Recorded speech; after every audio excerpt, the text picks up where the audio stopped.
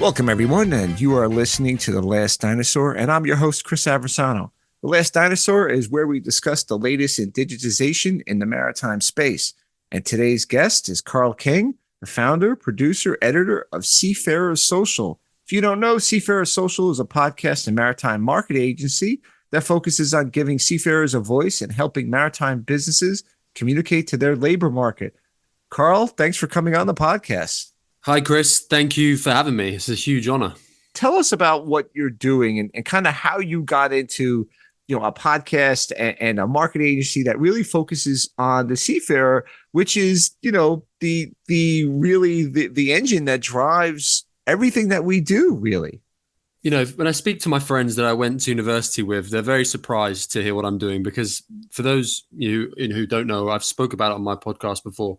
I didn't study maritime. I'm not from a maritime background whatsoever. In fact, I studied international business and finance university. And my first job outside of university was actually in advertising. So I took a completely different angle because I've always considered myself a creative. COVID happened. We came back home. I came back to my parents' house and I saw an opportunity to create something online. People were building businesses online.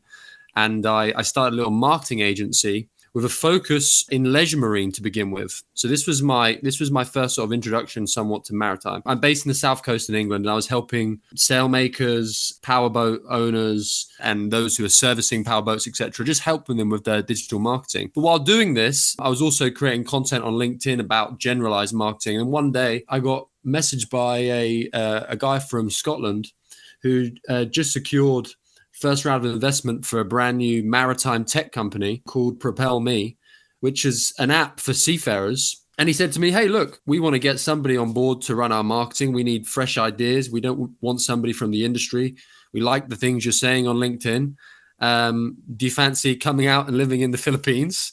Here's a company card. Here's a apartment. At the time I was 25, 26 years old. Let's go. So I said to my partner Charlotte, we were making okay money at the time with the agency. I said to my partner Charlotte at the time, I was like, look, this is an amazing opportunity. I'm going to go for it. Yeah, I packed my bags and I flew out to Manila. And this was my first experience with seafarers. To be completely honest, I didn't even know what a seafarer was. This was like my eye-opening sort of epiphany to the world of seafaring. So I went out there. I was there for about 18 months. And what I did was I put my advertising hat on, and I went on sort of like a deep research project into a seafarer. What is a seafarer? Where are they? What do they do?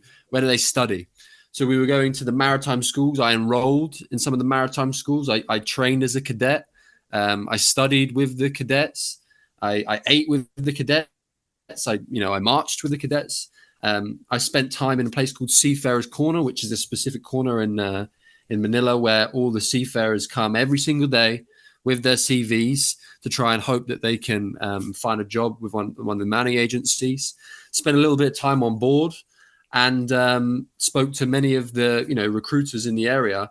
And over the course of the time I was in the Philippines, I just started to build this profile of a Filipino seafarer, all while creating a sort of conversion for those to download this app. Essentially what Propel Me was a recruitment app for seafarers. It matched seafarers with jobs that manning agents would put online. And we were doing some insane things.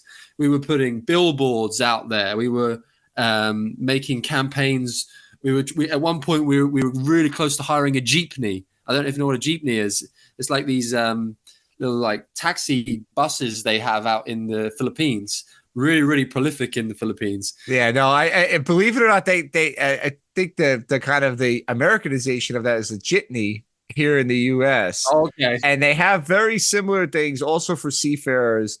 I know, like they'll say, "Oh, the jitney is here," and I never heard of it until I went to see. Not even as a cadet when I was sailing in Texas. One of the I don't know if it was the Seamen's Church or one of the seaman kind of ministry organizations. With this is back before cell phones, before Uber, and they would just like drive around the docks. It sounds very suspicious now. And they would be, and one day I was about a cell phone. Guy said, "Oh, are you off the ship?" "Yeah, I'm on the Seminole." He goes, "Oh, where are you going?" I said, "I want to go to the grocery store." "All right, I'll give you a lift." And he had like a placard on the thing. I'm like, "Oh, I'm either going to get a lift to the grocery store or I'm going to die." I mean, I'm thinking like, I'm a suspicious New Yorker. but I remember hearing the guys talk about it, and I think maybe even one of my colleagues got out of the thing. And I said, okay. And I went, and it was just like, yeah, I'll give you a lift. And I kind of felt bad because I thought that those things were really for the Filipino seafarers or the other seafarers that were coming in on the foreign flagships. Being on the American flagship, you kind of had a different, it was very foreign, so to speak, Sure. even though it was international. So you almost ended up on a jitney. That would have been kind of interesting. Yeah, I mean, we were this close to buying one. We were literally this close to buying one. We were pricing one up with a distributor in the Philippines because we had this crazy idea. We were going to get this jeepney. We were going to stick a basketball hoop on the back, and we were just going to basically drive around to seafarer hot areas and like get them just to hit balls, and like how many balls can you hit within a minute, record it all just for content purposes. Because this was just my marketing advertising hat. We were just thinking about crazy things about how we could create noise with seafarers in the Philippines. Another event we done, just to mention as well, which is just crazy, was there was an app it was part owned by TikTok called Kumu, which is like a Filipino version of Twitch. So yeah, it was like there was tons of money that was put into this app, really big in the Philippines. We ended up partnering with them because they wanted to get more seafarers on their platform, and we ended up hiring the Sofitel in Manila, and we did like a party for about 2,500 seafarers, where we were hiring out stands for maritime businesses, just like any other like exhibition event. And then we had a huge stage where we were bringing on singers, we were bringing on dancers, and we just said, all seafarers can come for free. All you got to do is download the app. We did a big buffet. It was just insane. It was an amazing experience from a startup tech world, like where there's no rules. You can just go for a massive free for all. But at the same time, and I think linking it back to Seafarer Social and where this all began, I was subconsciously building a relationship with seafaring and an appreciation for seafaring, because this was the high side, but there was tons of times where I was speaking to seafarers about the low side, about the lack of opportunity. Once you hit a certain age in seafaring, you're pretty much done. The amount of cadets that their parents were sacrificing thousands and thousands of Filipino peso to get them into school, and at the end there's no job. So like there was also a dark side to it. But I just thought, from an advertising perspective, there's such a fascinating story to tell you. So eventually, I left Propel Me to come back to the UK because my partner Charlotte, I had some family issues at the time, and my partner Charlotte also wanted to have a baby. We were expecting our first baby in 5 weeks, which is pretty awesome. But yes, I wanted to carry on doing something for seafarers, and I thought the best way to do that is to create a marketing consultancy agency that can work with maritime businesses to help them create digital marketing communication strategies to communicate directly to the seafaring workforce. And here we are today, working with some fantastic brands, and yeah, things are awesome. That's really interesting, and I think it's kind of interesting from a lot of point of views, because it doesn't seem like a ton of people are looking in that way, at the seafarers, right? It's almost a commodity. Yeah, we know that there's people behind it, but certainly you need to fill a ship, and you go and do that, and you have a way to do it that's been doing it for a long time. One of the things that I do like to talk about this is kind of the social media impact on this, right? Because the podcast being The Last Dinosaur is that, yes, there's a whole digitalization angle that we're kind of slow on, and we could talk a little bit about that. But really, the reason why I have you on is to talk about the social media aspect and kind of reaching seafarers and not only reaching seafarers, but then hearing what seafarers have to say. And you're seeing more and more seafarers have an audience on, whether it's YouTube or TikTok or whatever. Talk a little bit about what you're seeing with that, because I think that's kind of interesting. It's a different angle. I talked to Zoe Upton earlier in the year about, using social media for more diversity and more other things on shore-based jobs. But here I'd like to hear, kind of what's going on with social media and that stuff with the seafarers, because I think it's important, and it gives a voice, hopefully, a little bit more than what they've been experiencing in the past. Social media is growing rapidly among all industries, and it has been growing extremely rapidly within the seafaring community. A lot of it, I think, gets ignored and sort of bypassed by the corporate world of maritime.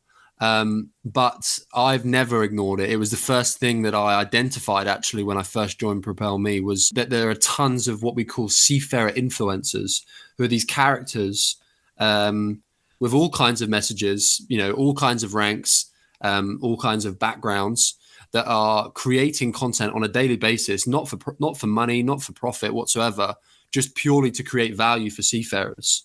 And there's some unbelievable case studies out there. The first guy I came across, a guy called Chief McCoy. Check him out on YouTube. He's got about 420,000 followers. He's a chief engineer from the Philippines.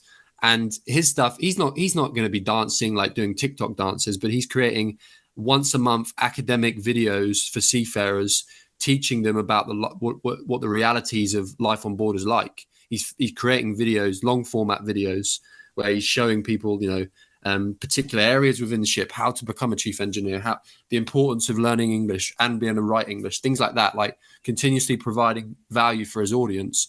But that's just one case. My focus was the Filipino audience to begin with. But when I came back to the UK and I started to travel elsewhere to these other labor markets, I realized, wow, there are these seafarer influencers everywhere. Last month, I did a really awesome campaign with a guy called Captain Thomas Lindegaard. He's From Maersk. Yeah, that's right. Yeah, he's from Maersk, part of the board of directors from Maersk. And we did some campaigns together for Pride Month, as he's a proud flag waver of the LGBTQ community, and he does a lot of fantastic work there. Now, he suggests, this is a very difficult number to predict, to actually really put a nail down on, but he suggests that at least 10% of seafarers are from the LGBTQ community. That's not a reach, because I remember I've read things in the past. I think the general global community is 10%. Now, whether you're out or not is a different story. Sure. And that the podcast is not talk about the merits of coming out or how you should do that. Please, there's tons of great podcasts about that. We're not going down that road. But I remember hearing, I want to say between 10 and 12%. And whether that number comes out or not, people may take it to their grave, and oftentimes they do. So that number, that sounds like it's good number. 100%. And there's 1.9 million seafarers in the world. So we're looking at about 200,000 seafarers. Yeah, that seems right. Yeah, 200,000 seafarers that are not having their sexuality celebrated by their employers. And I think so much more could be done to promote diversity, because the way I see it is, and the same goes for females as well, but the way I see it is, a ship is like a garden, right? You have to create a space for numerous plants to grow. That is how diversity is made, okay? You have to create a safe space for all plants to grow. So I think that that's one small element which social media can really help with. The more I've looked into it, India is another big market for seafarers, and there's fantastic talent outside of India. But the more you look into it, there are so many of these content creators, and every other industry in the world has recognized the content creators within their labor market, and the clever companies within those industries have used them to become role models, because they recognize the power they can bring, especially when it comes to these big issues that we're facing maritime. They talk about recruitment, retention. They talk about bringing more women on board. They talk about, all the negative stories. I would say decarbonization, I think, should be, because the front line of decarbonization will be the seafarers. And you talk about some of the negative stuff. It's interesting. I had one of my early guests was Professor Sal Macagliano, who as well has a fairly large audience on YouTube. One of the things that he noted, and this is kind of interesting because it does get into social media and seafarers and kind of getting the word out there, is that the ship behind the Ever Given, or in the queue behind the Ever Given, it sounded like it was a ship right behind it when it ran aground in the Suez Canal 3 years ago, was an American flag ship run by Maersk, the American flag version of Maersk. And apparently some seafarers took videos and they were told not to send them out. All the work that they had to do to slow the ship down, drop the anchor, and avoid making that accident even worse. So again, this is a little bit of hearsay, but this is a perfect example. A social media seafarer who has some content, get it out there and be like, look, we do, yeah, you're going to look at this really bad news story, but the news story could have been twice as worse if we would have not been prepared as we were. We were a well-prepared crew that did everything right. And we managed to avoid a disaster. And even more recently with the Dolly, not enough kudos is going to the pilot and the crew for alerting, for getting that bridge shut and getting as many people off the bridge as possible. It's still unfortunate that people died, but I think that could have been a worse disaster if they wouldn't have had that communication and the coolness to handle it. And I think social media can help in that for sure. I totally agree. But on the other side, I'm also a big fan of and a big believer of working with your employer when it comes to the stuff you put out there. And I think that that's maybe needs to be on the employer's end to realize that, like you said before, that there is a value in promoting these sort of positive stories, right? Because that's what you were talking about as well, is that many companies start to realize that value. Yeah, for sure. I think that creativity isn't encouraged enough when it comes to seafarers and the ship managers, because when I speak to people like Captain Thomas, for example, Maersk love the videos he puts out there. It's great press for him. And Captain Kate, Celebrity Cruises, Captain they Kate, love. She's great, man. Like it's she is brilliant. It's like, man, I should have gone to cruise ships instead. I went on oil tankers, exactly. But that's all right. She's the most followed seafarer online.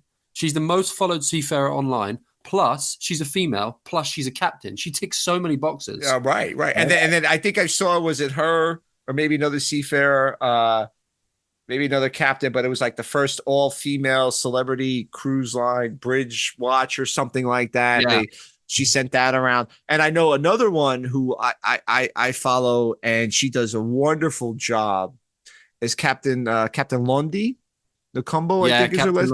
Yeah. She's from South Africa. She's brilliant, and what I love what she does is how she brings, bring it back to like school children and saying, hey, if you see it, you could be it.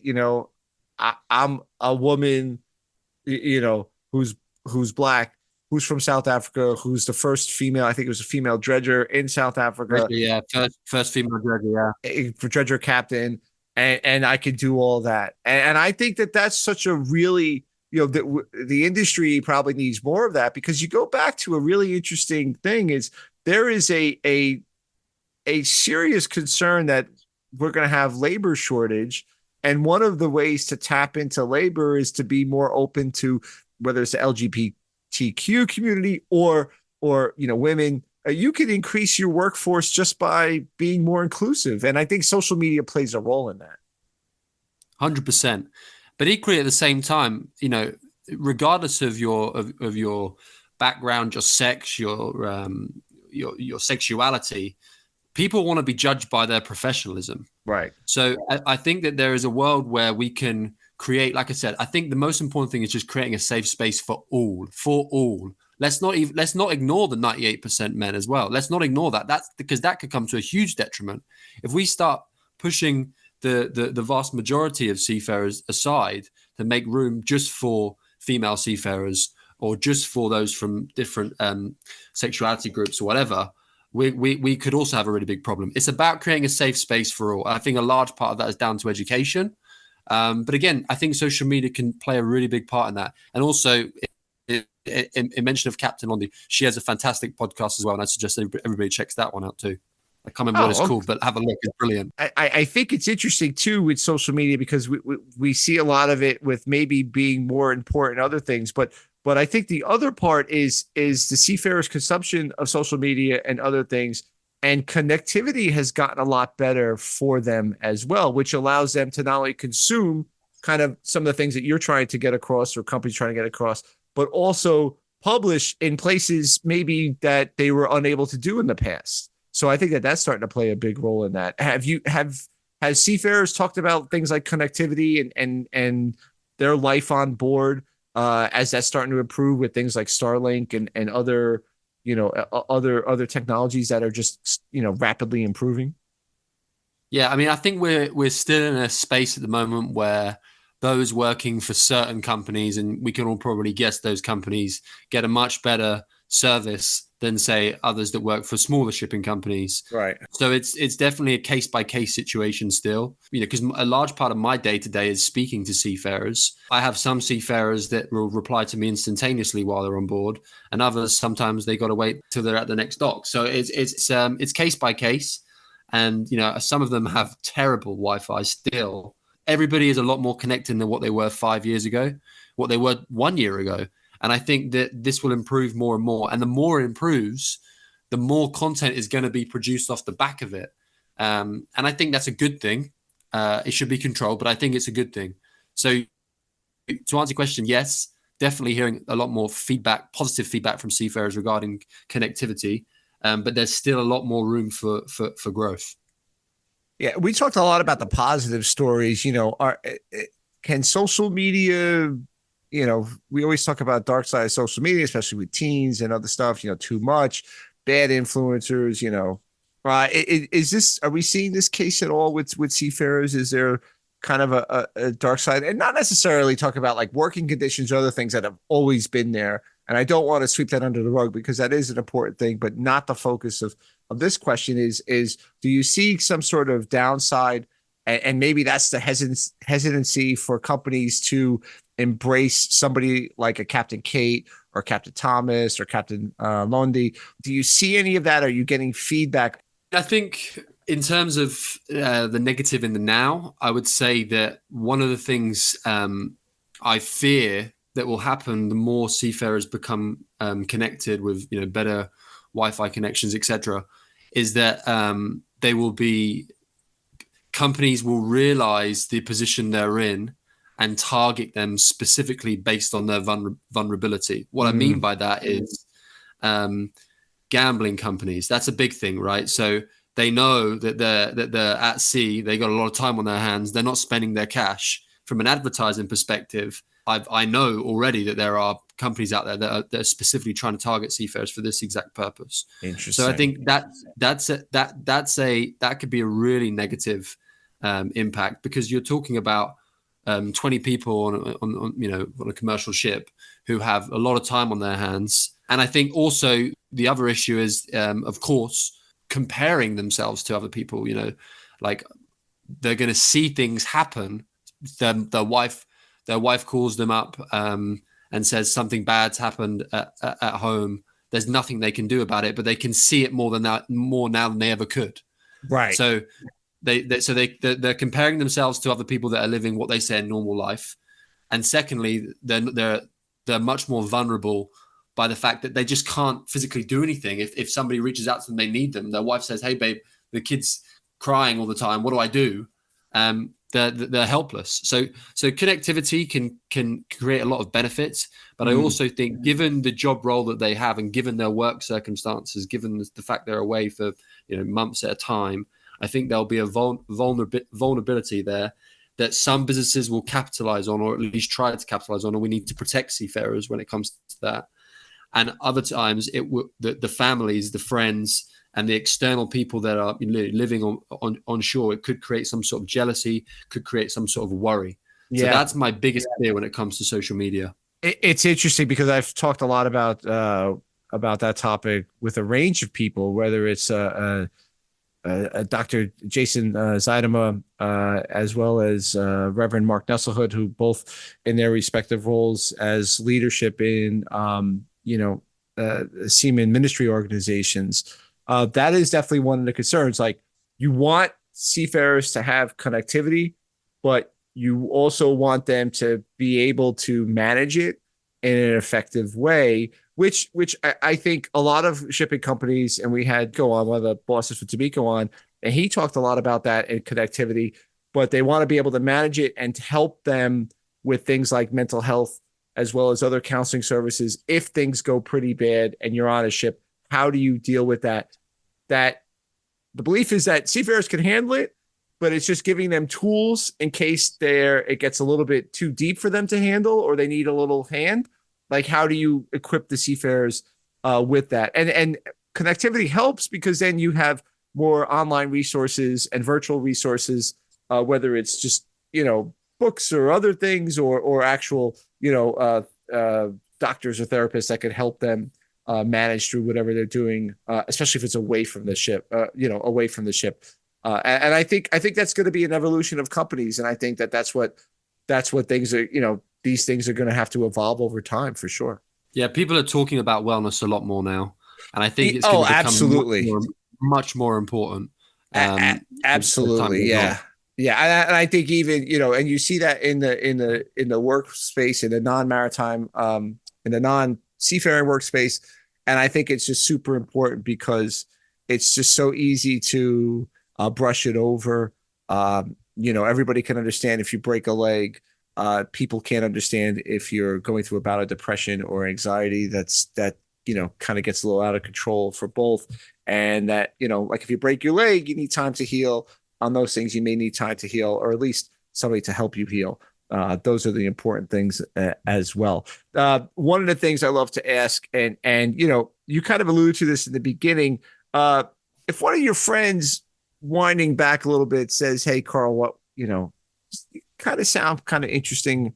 I want to help you on your journey with Seafarer Social." Why should they join, or why should you?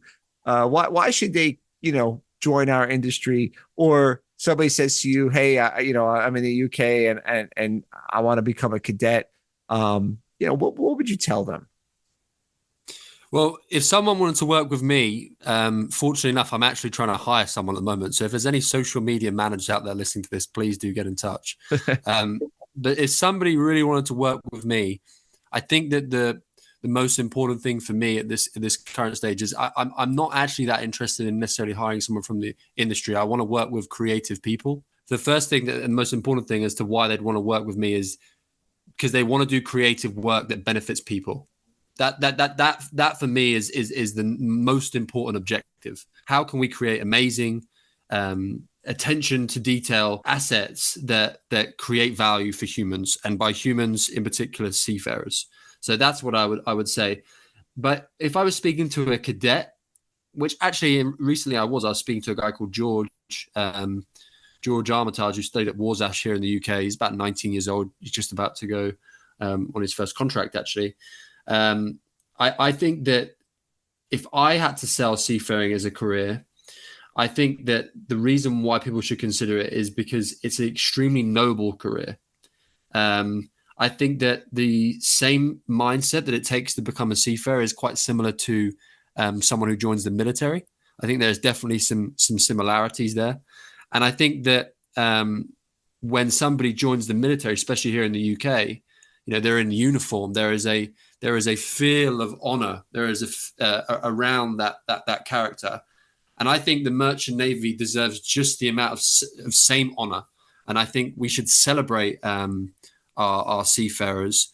I want to see more people go down to the viewing points when we have ships come into the dock. Because when I was a kid, when the Navy ships would go past, everybody would go down to the dock for the viewpoint to wave. And that's happened less and less over years. And I think we need to bring that back because I think it is a really noble career.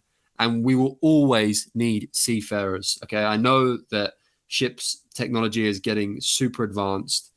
There's a lot of conversation about autonomous navigation. I don't hear as much conversation around autonomous safety. And I personally think that until we crack the safety stuff, we can't even have the conversation around navigation. So I think seafarers will always be needed, and it's a huge honor to be a seafarer. So if you're somebody that wants to work with me, you just need to like people, care about people, and be creative.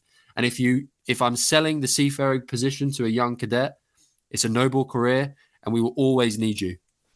Yeah, absolutely. I found it an interesting thing, and I was explaining this to somebody and who's been in the industry for a long time, and I don't think this person considered it, especially here in the United States. And I think obviously in the Philippines, but you don't think about it here in the United States. Going to a maritime school specifically, I think, and I'm going to say specifically for that, as well as becoming a seafarer. And I don't know that experience directly. is a way to change your social economic status because, you make good money. You pretty much are in an industry that it's going to change. Yes. Maybe there's some autonomous parts of it. Maybe some things, things happen, there's more of more of a commercial center now in Houston than it was in New York, but that's subject to change. You never know. There could be things that change that in the future. You never know. There's so many different directions you could go. You could really make a great life and livelihood on that, which has always been my thing. That I was explaining it to somebody, and I said, for a lot of people who are first generation in the U.S., I'm speaking about, who are first generation Americans, or their kid is going, their first generation, and their kids are second generation, and they're the first one to go to school. This is one of the best schools to go to. And that person didn't like, wow, I never considered that. It's because I was the first one in my family to go to college, and it's kind of worked out okay for me. As we wrap up, the other question I have, you mentioned congratulations, your significant other going to have a baby soon. Good luck. So maybe you're busy putting together prams and all this other thing. Do you have time to read? And if so, what's on your bookshelf? Yeah, I mean, I got to be completely honest with you, Chris. All of the business, marketing, and philosophy books have been pushed aside. I'm currently reading the Expecting Dad Survival Guide. So, yeah. That's my Amazon basket at the moment. That's what I've been reading for the last 9 months. All the other ones are getting a bit dusty. Yeah. I'm trying to prepare myself for this big change that I got coming in 5-6 weeks time. So I haven't got any inspirational books for anyone out there. I'm sorry right now. All I'm thinking about is being a dad. Yeah, there we go. Well, that's very good. Yeah, many of us have been there. Not everybody, but everybody. Most of us, many of us have been there, and I'm sure we can relate. Well, Carl, listen, this was fantastic. Thank you for coming on the podcast. We wish you the best of yours. We're gonna obviously put a link to that in the show notes and everything. So we hope everybody could take a listen to yours and hear what the stories that the Seafarers have for you and everybody else. Thank you so much for having me, Chris. And I just want to add one last note. The reason why I started my podcast was because I actually listened to The Last Dinosaur. So, and I think you're extremely charismatic, and I understand completely why people like to listen to you, because not only do you have a great voice within the industry, but you're a cool dude as well. So thank you very much for having me on board. Well, thank you. That's very humbling. Maybe you listen to me and go, hey, man, if this geezer could do it, I could run circles around him. That's all right, too. Thanks a lot, Carl, for coming on. I appreciate it, man. Thanks, Chris. Thank you again for tuning in to another episode of The Last Dinosaur, Maritime Shipping into Digital Age, and I'm your host, Chris Aversano. As a reminder, if you enjoy this episode, please follow the podcast and leave a 5-star review. Your feedback helps us reach more listeners and improve our content. Don't forget to share the podcast with friends and colleagues who are passionate about the maritime industry. Every share helps us grow our community. If you'd like to support the podcast, consider buying me a coffee at buymeacoffee.com/thelastdinosaur. Your support helps cover the cost of production and keeps the show going strong. Lastly, if you're interested in sponsoring an episode or becoming a partner, please reach out to me directly. Drop me an email at thelastdinosaurpod@gmail.com. I'm always looking for partners who share my vision for the future of maritime shipping in the digital age. Thanks again for listening, and see you next time on The Last Dinosaur.